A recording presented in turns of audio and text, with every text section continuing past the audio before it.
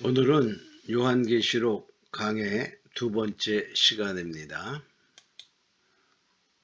요한계시록 강의 두 번째 시간은 계시록 1장 4절에서 8절의 말씀으로 일곱 교회에 대한 인사입니다. 일곱 교회에 대한 인사. 자, 4절의 말씀을 봅니다. 요한은 아시아에 있는 일곱 교회에게 편지하노니 그랬어요. 일곱 교회는 오늘날로 말하면 모든 세상에 있는 교회를 의미한다. 이렇게 볼 수 있습니다. 이제도 계시고 전에도 계시고 장차 오실 이. 그 말은 성부 하나님.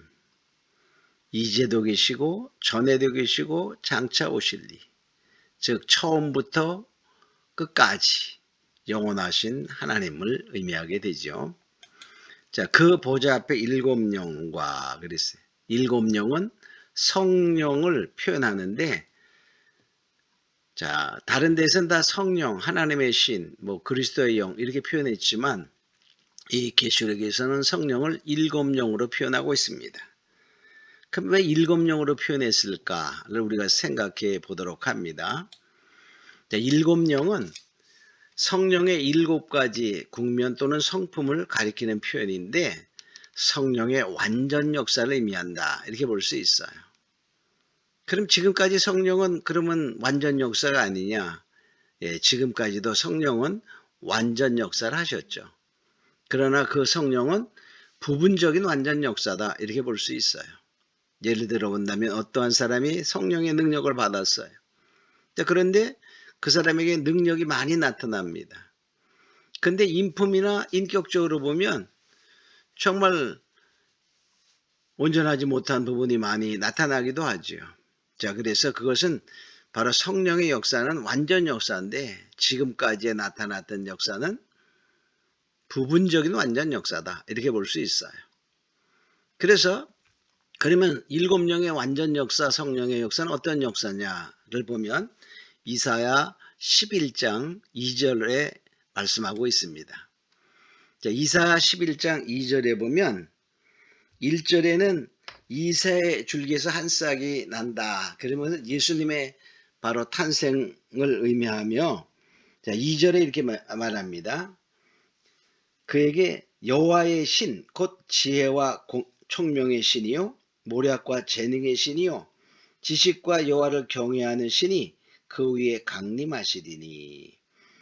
즉 이새의 줄기에서 나오는 한 사람, 그 사람은 바로 예수님을 의미했는데 그에게 위로부터 강림하는 신이 임하시는데 그 신은 여기 보니까 표현하고 있지요. 자, 지혜와 총명의 신이다. 응? 지혜의 신이요 총명의 신이요 또 모략과 재능의 신이다. 응? 또 지식과 여호와를 경외하는 신. 이렇게 일곱 가지의 영으로 표현하고 있어요. 그러니까 예수님에게 임하였던 성령님, 예수님이 성령의 기름을 받고 하신 역사는 완전 역사다. 이렇게 볼 수 있어요. 그러므로 이 일곱 영은 성령의 완전 역사다. 이렇게 볼 수 있습니다. 우리 이 지혜의 영이나 총명, 모략, 재능, 지식 이런 것들은 다 뭡니까? 위로부터 우리의 힘과 능이 아니라 하나님부터 성령의 능력으로 부어지는 그러한 지혜, 총명을 말하죠. 즉 초자연적인 지혜를 또 초자연적인 모든 능력 이런 것을 의미하게 됩니다. 자, 그래서 지혜라는 말은 이 하나님으로부터 오는 지혜, 즉 세상의 지혜가 아닌 하나님의 지혜, 초인간적인, 초능력적인 이것을 총명은 뭡니까? 바로 하나님의 말씀 속에 깊은 비밀을 캐내는 그러한 그 지혜, 명철을 의미하게 되죠.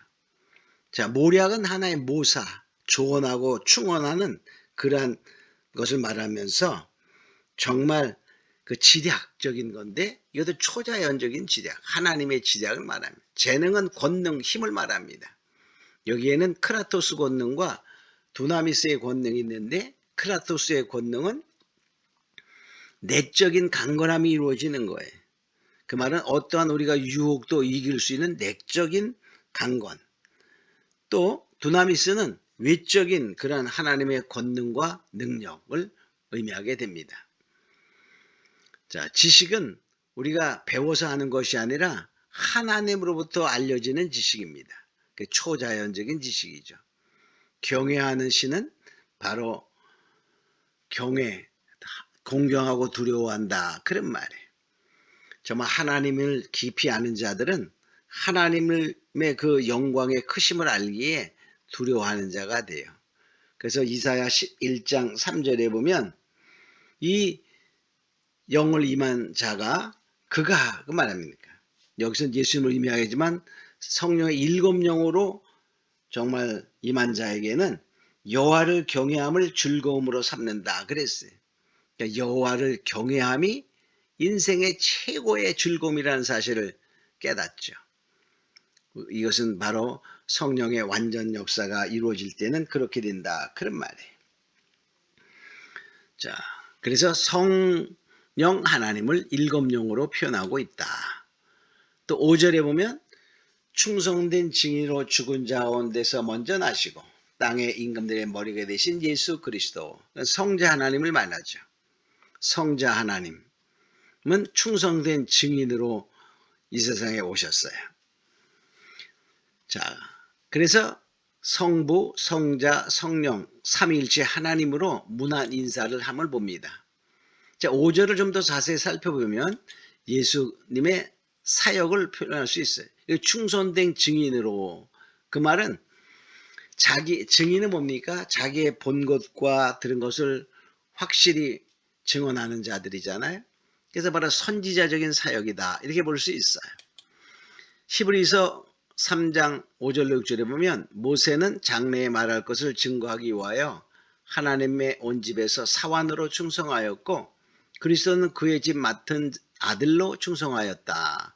그러니까 아들로 죽기까지 충성한 그러한 예수님인 것을 볼 수 있습니다. 또 죽은 자 가운데서 먼저 나시고, 그 말은 죽은 자 가운데서 살아나셨어요. 그래서 뭘 하셨냐를 보면 하늘에 오르실 때 대제사장의 사역을 감당하는 것입니다. 예수님은 부활의 첫 열매가 되신다 그랬어요. 고린도 전서 5장 23절에 보면 사도 바울이 부활의 차례를 말하면서 이렇게 말합니다. 그러나 각각 자기 차례대로 되리니 먼저는 첫 열매인 그리스도요, 그 다음에는 그리스도 간접에 그에게 붙은 자요. 자, 부활의 첫 열매는 그리스도인데 바로 그는 뭐냐? 3일 만에 이제 사망 권세를 깨뜨리고 부활하셨죠? 하늘에 오르셨어요. 하늘에 오르셔서 대제사장의 직임을 담당하셨다, 이렇게 말해요. 자, 히브리서 2장 17절에 보면 저가 범사의 형제들과 같이 되시면 마땅하도다. 이는 하나님의 일에 자비하고 충성된 대제사장이 되어 그랬어요. 백성의 죄를 구속하려 하십니다. 즉 이것은 예수님께서 이 세상에서 어린 양이 되셨죠. 근데 어린 양으로 하나의 제물로 죽으셨어요. 그리고 부활하셔서 이제 바로 그 피를 가지고 하늘 지성소에 올라서 대제사장의 역으로 오르셨어요. 그리고 또 뭡니까? 성령으로 우리에게 오셔서 제3의 그러한 것을 깨닫게 하시는 거죠. 그것은 바로 구약의 제사 방법과 같습니다. 구약의 제3의 제사를 지낼 때 대제사장이 이제 어린 양의 피를 가지고 지성소에 들어가서 7번 뿌리고 나오면 그것을 보는 사람들은, 이스라엘 백성들은 제3을 받은 것을 우리가 알게 됩니다. 그러한 대속죄일 때 대제사장이 했던 것과 똑같이 바로 예수님은 어린 양이 되셔서 죽으시고 그 피를 가지고 대제사장의 자격으로 하늘에 오르셨어요. 그리고 성령으로 오셔서 대제사장이 옛날에 지성소에 나왔던 것을 백성들이 본 것처럼 우리가 성령으로 이 사실을 깨닫게 하시고 성령의 영의 눈을 뜨게 하셔서 보게 하셔서 바로 이 제3의 역사를 알게 하시는 것입니다. 저 땅의 임금들의 머리가 되신 예수 그리스도로 말미암아 땅의 임금의 머리가 되셨어요. 저 예수님은 왕의 사연, 왕중왕이다 이렇게 말씀하시죠. 예수님은 왕의 왕이 되셨어요. 이 지상에 어느 나라도 영원한 나라가 없습니다. 그러나 예수 그리스도만이 영원한 왕이시며 그 하나님의 나라만이 영원한 왕국이 되시지요. 자, 은혜와 평강이 너희에 있기를 원하노라.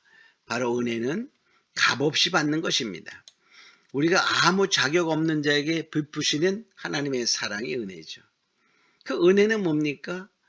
은혜의 결과는 평강으로 오는 거예요. 자, 우리가 하나님과 화목이 되면 결과적으로 평화가 이루어지는 거죠. 그래서 이 평강은 하나님의 은혜의 결과입니다. 즉 은혜로 인하여 제사함을 받고 하나님과 화목하게 이루어짐으로 바로 평강이 이루어지는 것이죠. 자, 우리를 사랑하사 바로 예수님은 하나님은 우리를 지금도 사랑하셔요. 현재 시제입니다. 지금도. 옛날에도 사랑하셔서 우리를 대신하여 십자가에 죽으셨고 또 지금도 사랑하시고 영원히 사랑하시는 것입니다. 그래서 하나님의 사랑은 정말 값없이 주시는 무조건적인 아가페 사랑이다 이렇게 말하고 있지요. 자, 그의 피로 우리를 죄에서 해방하시고 우리의 죄가 속해지고 해방받음은 예수님의 피의 결과입니다. 자, 예수님은 죄를 위하여 십자가에 단번에 죽으셨어요. 그래서 그것을 믿는 자는 죄에서 해방되는 그 속죄함을 받습니다. 그것을 바로 예수님이 십자가에 단번에 죽으심으로 이루었지요. 레위기 17장 11절에도 보면 생명이 피에 있으므로 피가 죄를 속하느니라. 그 예수님의 십자가의 피는 바로 우리의 죄를 속한다, 사한다, 없이 한다 그런 말이에요. 히브리서 9장 22절에도 보면 피 흘림이 없이는 사함이 없다 그래. 그래 바로 피 흘림은 바로 우리의 죄 사함이 근거가 됩니다. 자, 이제 6절을 봅니다. 6절. 우리를 나라와 제사장으로 삼으신 우리를 나라와 제사장으로 삼았 우리의 죄를 사하시고 우리를 나라로 삼았다는 말은 나라라는 말은 그 통치가 이루어지는 것입니다. 그러니까 결과적으로 우리의 모든 삶이 하나님의 통치 속에 있다 그런 말이죠. 또 제사장으로 삼으셨어요. 제사장은 뭡니까? 하나님과 백성의 중보자였어요. 그러니까 하나님께 나아갈 수 있는 자입니다. 이제는 우리가 직접 하나님께 나아가는 거죠. 베드로전서 2장 9절에 보면 오직 너희는 택하신 족속이요 왕같은 제사장들이요 거룩한 나라요 그의 소유된 백성이니 이제 우리가 직접적인 제사장이 되었어요. 그래서 하나님께 직접적으로 기도하고 하나님의 말씀을 들 수 있는 그런 자가 된 것이죠. 자, 7절은 이제 구름을 타고 오시리라 그랬어요. 그러니까 예수님은 다시 오실 때 영광 중에 오신다 그런 의미가 있는 거예요. 자, 출애굽기 16장 10절에 보면 자, 이스라엘 백성들이 광야에서 광야를 바라볼 때 그들이 광야를 바라보니 하나님의 영광이 구름 속에 나타나더라.